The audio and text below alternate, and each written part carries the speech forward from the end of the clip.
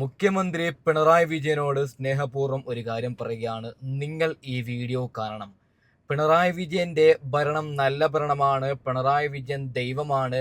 പിണറായി വിജയൻ അങ്ങനെയുള്ളവനാണ് ഇങ്ങനെയുള്ളവനാണ് എന്ന് പറയുന്ന കമ്മികളെ നിങ്ങൾ ഈ വീഡിയോ കാണണം. അതായത് ഞാൻ ഒരു രാഷ്ട്രീയ പാർട്ടിയെ ചെറുതാക്കുന്നതും വലുതാക്കുന്നതും പൊക്കി പറയുന്നൊന്നുമല്ല. മുസ്ലിം ലീഗ് ഇന്ന് നിർമ്മിച്ചു കൊടുത്ത, വയനാടിലെ പാവങ്ങൾക്ക് നിർമ്മിച്ചു കൊടുത്ത ആ വീട് നിങ്ങൾ കണ്ടാൽ ഞെട്ടും. ആ വീടിലേക്ക്, അതായത് ആ വീടിൻ്റെ ഫോട്ടോസും കാര്യങ്ങളൊക്കെ ഞാൻ വെച്ച് തരാം. ആ വീടിൻ്റെ ഉള്ളിലേക്ക് ഞാൻ നിങ്ങളും കയറി കഴിഞ്ഞാൽ നമ്മൾ വിചാരിക്കും ഇത് വലിയ ഏതൊരു ബിസിനസ് ഉടമയുടെ വീടാണോ? അല്ല, ഇത് നമ്മുടെ മുസ്ലിം ലീഗ് നിർമ്മിച്ചു കൊടുത്ത പുതുപുത്തൻ വീടാണ്.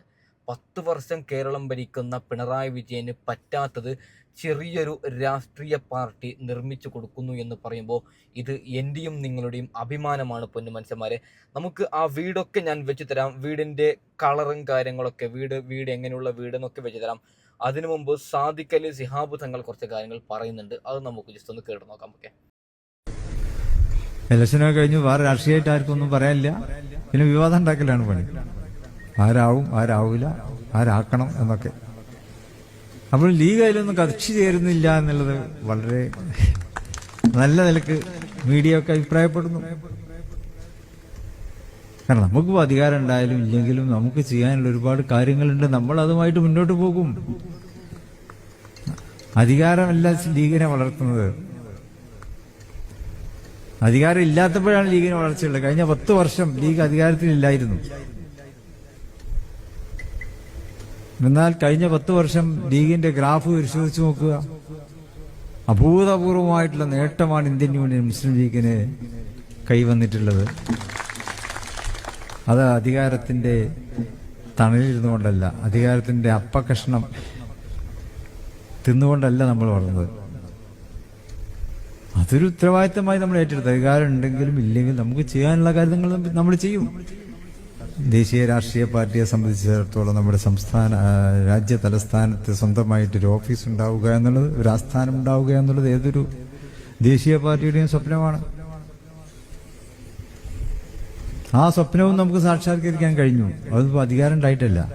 സാധാരണ അങ്ങനത്തെ ഒക്കെ അധികാരം ഉണ്ടാകുമ്പോഴാണ് ചെയ്യാറുള്ളത്. നമുക്കത് പറ്റിയിട്ടില്ല. അധികാരത്തിന് വിട്ടുന്ന സമയത്താണ്. നിങ്ങളെല്ലാവരും ഇതിന് സംഭാവന നൽകിയിട്ടുണ്ട്. ലീഗിന്റെ ഓഫീസുകളുടെ നിർമ്മാണം അങ്ങനെയാണല്ലോ. എൻ്റെ വാപ്പ പറയാറുണ്ടായിരുന്നു, അന്ന് മലപ്പുറത്ത് മുസ്ലിം ലീഗ് ഓഫീസ് ഉണ്ടാക്കുമ്പോൾ അവിടുത്തെ ഒരു മുതലാളി, ആളെക്കാളും വലിയ മുതലാളിയായിരുന്നു. ആ മുതലാളി ബാപ്പാനോട് പറഞ്ഞു, നിങ്ങൾ ബുദ്ധിമുട്ടണ്ട, ഞാൻ ഉണ്ടാക്കി തരാന്ന്. ബാപ്പ പറഞ്ഞു വേണ്ട. നന്ദിപൂർവ്വം നിരസിച്ചു. ശരി, നിങ്ങൾ പറഞ്ഞ ശരിയാണ്. പക്ഷേ ഇതിൽ ഓരോ ഉറപ്പെടുത്തിട്ടാണെങ്കിലും ഓരോ മുസ്ലിം ലീഗ് പ്രവർത്തകനും അതിൽ പങ്കാളികളാകണം. അങ്ങനെ ഞങ്ങൾ ഓഫീസ് ഉണ്ടാക്കിയാൽ മതി. അതാണ് ലീഗിന്റെ ഇത്. അങ്ങനെ ഓരോ ഉറപ്പെടുത്തിട്ടാണ് മലപ്പുറത്ത് ആദ്യത്തെ ലീഗ് ഓഫീസ് ഉണ്ടാക്കിയത്. രണ്ടാമത്തതും ഇപ്പൊ നമുക്ക് ഉണ്ടാക്കാൻ പറ്റിയത് 10 റുപ്യ. ഓക്കെ, മനോഹരമായ ആ വീട് ഞാൻ വെച്ച് തരാം. അതിനു മുമ്പ് ഒരു കാര്യം പറയുകയാണ് പൊന്നു മനുഷ്യന്മാരെ. നാളെ BJP വീട് വെച്ച് കൊടുത്താലും LDF കൊടുത്താലും UDF കൊടുത്താലും ഞാൻ വീഡിയോ ചെയ്യും. ആര് നല്ലത് ചെയ്യുന്നു അത് നമ്മൾ ചൂണ്ടിക്കാണിക്കും. ഓക്കെ, അപ്പോൾ നമുക്ക് ആ പുതുപുത്തൻ വീട് കാണാം.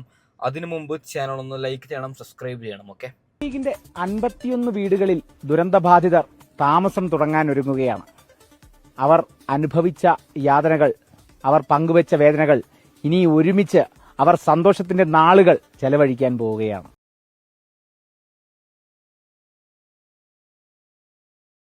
മുണ്ടക്കൈ ചൂരൽമല ഉരുൾപൊട്ടൽ ദുരന്തബാധിതർക്കായി ആദ്യഘട്ടത്തിൽ 51 വീടുകളാണ് മുസ്ലിം ലീഗ് നിർമ്മിച്ചു നൽകിയത്. 8 സെന്റിൽ 1060 ചതുരശ്ര അടിയിൽ പണിത വീടുകളിലേക്കുള്ള ഫർണിച്ചറുകളും മുസ്ലിം ലീഗ് കൊടുത്തിട്ടുണ്ട്. ആദ്യഘട്ട വീടുകളുടെ ഉദ്ഘാടന ചടങ്ങ് നടന്ന ദിവസം തന്നെ താക്കോലുകൾ ലഭിച്ചിരുന്നുവെങ്കിലും എല്ലാവർക്കും സൗകര്യപ്പെടുന്ന സമയം നോക്കിയതുകൊണ്ടാണ് കയറി താമസം വൈകിയതെന്ന് ദുരന്തബാധിതർ. എല്ലാവരും ഇപ്പോൾ വെക്കേഷനിലാണ്. അപ്പോൾ നമ്മളിങ്ങനെ കുടുംബങ്ങൾ ആലോചിച്ച് ഒരു ഡേറ്റ് ഫിക്സ് ചെയ്തു. 27-ാം തീയതി ഇനി താമസിക്കുകയാണ്, ഇവിടെ കൂടി ജീവിച്ച് മുന്നോട്ട് പോവുക. സ്വപ്നത്തിൽ പോലും എനിക്ക് ഇതുപോലത്തെ ഇവിടെ കഴിയില്ല. അത് കഴിഞ്ഞ ഞാൻ ഔട്ടായി പോകും ഉണ്ടാക്കി വരുമ്പോഴത്തേക്കും. ഉദ്ഘാടന ദിവസം വലിയ രീതിയിലുള്ള തിരക്കും ഗതാഗതക്കുരുക്കും പ്രദേശത്തുണ്ടായതുകൊണ്ട് 27-ന് സ്വകാര്യ ചടങ്ങെന്ന നിലയിൽ നടത്താനാണ് വീട്ടുകാരുടെ തീരുമാനം. പൊതുജനങ്ങളും പാർട്ടി പ്രവർത്തകരും പദ്ധതി പ്രദേശത്തേക്ക് വരേണ്ടതില്ലെന്നും സ്വകാര്യതയെ മാനിക്കണമെന്നും ലീഗ് നേതൃത്വം വ്യക്തമാക്കിയിട്ടുണ്ട്. അതെ, ഒരു കാര്യം ഞാൻ പറയാം. ഇവിടെ ലീഗ് പറഞ്ഞൊരു കാര്യം, മാധ്യമങ്ങൾ വരണ്ട, ഒരു വലിയ നേതാക്കൾ ആരും വരണ്ട, അവർ തന്നെ അവർ തന്നെ അവിടെ ജീവിക്കട്ടെ എന്നല്ലേ. നോക്കൂ നിങ്ങൾ, വേറെ ഇപ്പോൾ പിണറായി വിജയൻ കൊടുത്തു കഴിഞ്ഞാൽ എന്ത് പറയും? ലോകത്തിൽ തന്നെ ആദ്യം പാവങ്ങളല്ല അതിൻ്റെ അകത്ത് ഇരിക്കുന്നത്, ആദ്യം മറ്റേ മീഡിയാസ് ആയിരിക്കും. പിണറായി വിജയൻ വീട് നിർമ്മിച്ചു കൊടുത്തു എന്നൊക്കെ പറഞ്ഞിട്ട്. അപ്പോൾ എനിക്ക് പൊന്നു പിണറായി വിജയൻ സർക്കാരിനോട് പറയാനുള്ളത്, നിങ്ങൾ ഇതൊക്കെ കണ്ട് പഠിക്കണം. അതായത് മുസ്ലിം ലീഗാണോ കേരളം ഭരിക്കുന്നത്? മുസ്ലിം ലീഗിനില്ലെങ്കിൽ 10-50 സീറ്റുണ്ടോ ഇവിടെ?